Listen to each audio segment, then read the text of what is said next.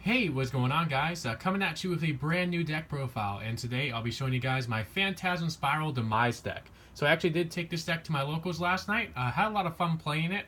It was really cool, in 2017 to play, legitimate vanilla beatdown deck.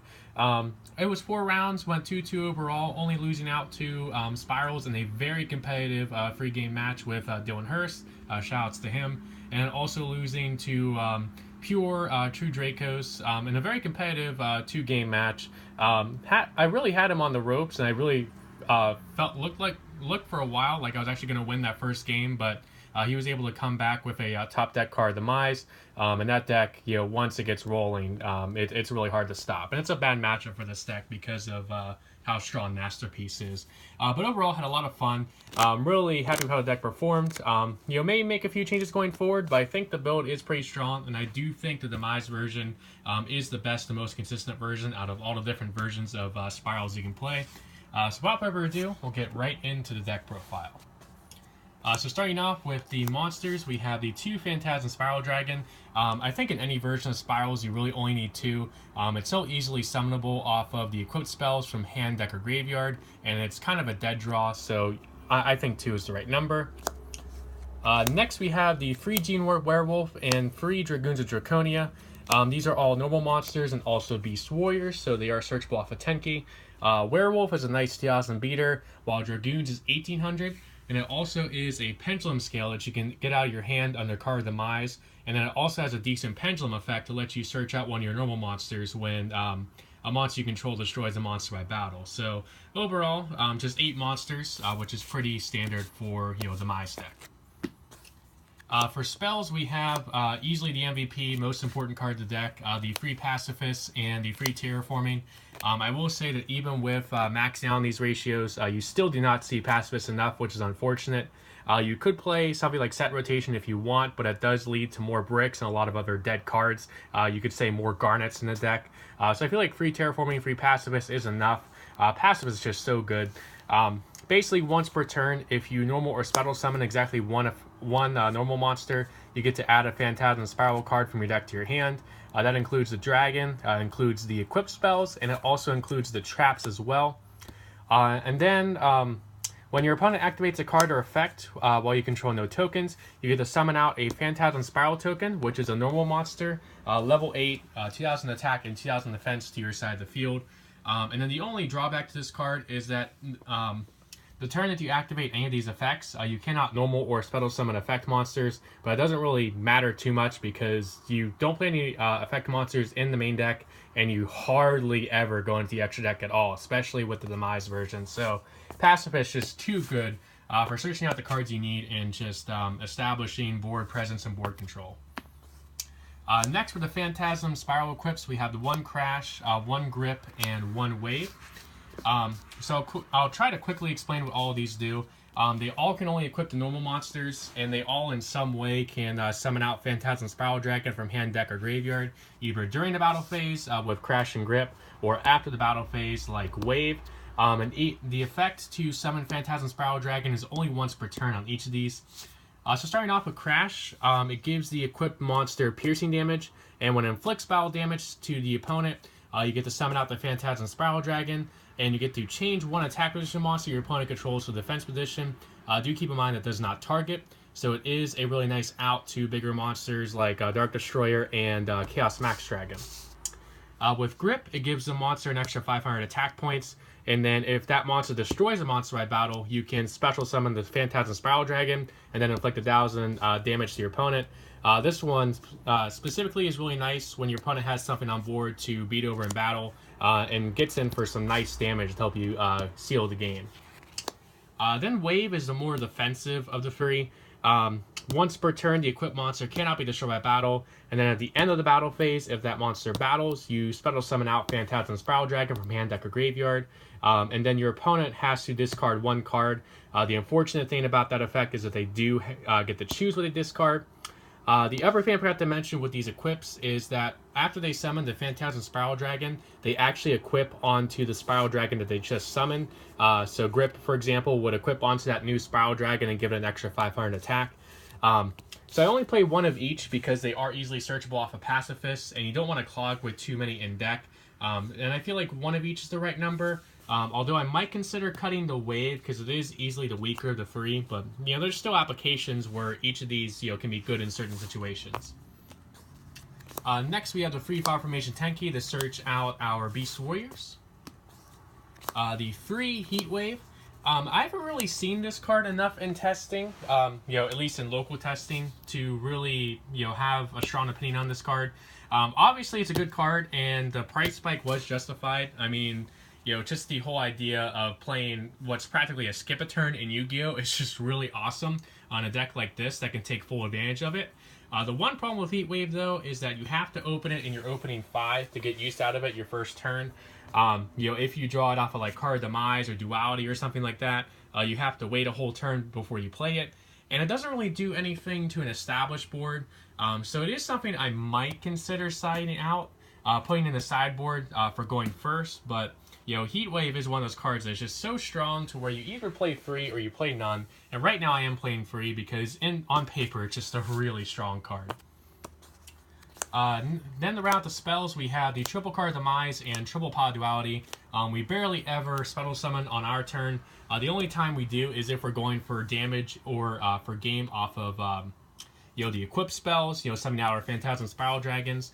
But especially in our first turns, we want to dig deep into our deck and get to the cards that we need to be able to set up strong boards and stun our opponent. So that's it for spells. For the Phantasm Spiral Traps, we have the triple Phantasm Spiral Battle and the 2 Power. So each of these can only be activated while you only control normal monsters, minimum of at least 1. And then if you control Yumi, which the field spell Pacifis that always counts as Yumi, then you can activate each of these from your hand, kind of like a hand trap. So with Spiral Battle, you can target one card your opponent controls, destroy it, and then it has a graveyard effect to where you can banish this card from your graveyard, target a normal monster you control, and then equip that normal monster with all Phantasm Spiral equipped cards you control to that monster. So it basically rearranges all your equips on the field onto just one monster, which can be useful sometimes. Then with Power, while Battle, you could say, is kind of like a Ghost Ogre in a sense, Power is like a Forbidden Chalice. You target an effect monster your opponent controls. Until the end of the turn, it loses 1,000 attack and defense and also has its effects negated. And then its graveyard effect is you can banish it from the graveyard, target a normal monster you control, equip one Phantasm Spiral equipped spell from your hand to the from your hand or graveyard to that normal monster. So this one's useful for either recycling an equip from the graveyard onto a normal monster or equipping one that you searched out off a Pacifist on your opponent's turn. So the reason I play 3 and 2 is because, in my opinion, Battle is the better of the two. And while Power's effect negation and attack reduction is really good, especially for damage step shenanigans, I do also play 2 strike and 1 skill drain. So I feel like I have more than enough effect negation to be able to stay afloat. So I feel like the 3 and 2 is the right number, although I may consider going back up to 3 in the future. Next we have the 2 Quaking Mirror Force. There was another card I was considering in this slot called Justy Break. It's like a better Mirror Force for normal monsters, but I'm really glad I decided to go in the Quaking. It was really useful in the Chaos Max matchup at locals. And it also combines well with Phantasm Spiral Grip for being able to beat over a monster by battle to trigger its effect, and then with Crash as well for the piercing damage. So Quaking overall, pretty good card for combining well with Grip and Crash, and also for protecting your normal monsters. Next we have the 2 Solemn Strike. A card I was considering in this slot over Solemn Strike was Champion's Vigilance, which basically if you control a level 7 or higher normal monster, it's like a Solemn Judgment. You can negate a summon of 1 monster or a spell and trap card and destroy it. Only problem with that card is that you either have to control the token or control Phantasm Spiral Dragon to get to trigger that, which doesn't always happen. Once opponents know what your deck does, the first thing they'll go for is Pacifist most times. So if they have an MST or a Twin Twister or a Cosmic Cyclone, that's the first thing they'll use it on, which would make Champion's Vigilance dead. So I decided to go with Solemn Strike instead. Just a really solid card, but Champion's Vigilance is definitely a good budget option if you can't afford strikes. Then for the final cards in the main deck, for 1-0s, we had the 1 Skill Drain, and finally the 1 Solemn Warning. So that's it for the main deck. Total of 40 cards. It's 8 monsters, 21 spells, and 11 traps. Going on to the extra deck, which I haven't gone into in testing yet. There was like one time in all the games that I played with this where I considered going into a lightning, but it really wouldn't have made much of a difference. But it's still good to have like staple rank 4s and rank 8s in case you ever would need to go into it. So we have Abyss Dweller, Tiger King, since we have a bunch of Beast Warriors, Karen Gorgon, which could be useful for protecting Pacifis, but you know, it also restricts Pacifis, Castel, Diamond Dire Wolf, Cowboy, Sound on Arc, Ragna Zero, the full Utopia package of Utopia, Prime, and Lightning, Crazy Box to go with Skill Drain, Lancelot, Hope Harbinger, and then finally Thunder End Dragon. This is the card that can actually be made with 2 level 8s, and it's basically like an like a Raigeki or a Dark Hole kind of. You detach Xyz material and then destroy all their monsters on the field. So, you know, it could be useful in that awkward situation, but again, as I said, you really don't need the extra deck. And that's one of the ways you can really make this deck really budget-friendly, is because you really don't need an extra deck with this at all. So now to wrap it up with the side deck, felt like it was pretty solid in theory, but there might be a couple of things I might change going forward. So starting off, we have the triple Gameciel.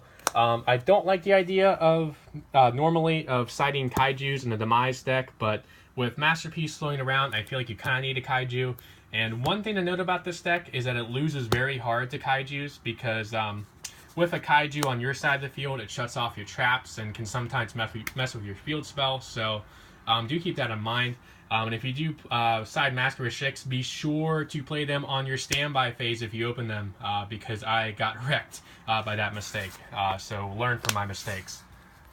Next, the 2 Archfiend Eccentrik, pretty cool for the MST effect or the Exiled Force effect, and it also has a 7 scale to pair off with your 2 scale Dragoons if you ever wanted to Pendulum Summon. Then we have the 2 Dark Hole and 1 Raigeki for extra board wipes, and the 2 Twin Twister for more back row hate. The triple Master Restrict, not only for Masterpiece and 2 Dracos, but also for Kaijus, because as I mentioned, this deck does lose pretty hard to Kaijus. Then for the final side deck card, we have the 2 Dark Bribe. Another thing this deck loses to is an MST or a Twin Twister or a Cosmic Cyclone onto your Pacifist. So Dark Bribe is pretty nice for protecting that. You could play something else like a Magic Drain or, again, a Champion's Vigilance or Magic Reflector, but I prefer Dark Bribe because it stops any kind of spell or trap that would get over my Pacifist. So that's it for this brand new deck profile on my Phantasm Spiral Demise deck. I do hope you guys enjoyed it. Please remember to like, comment, and subscribe, and I will catch you guys next time.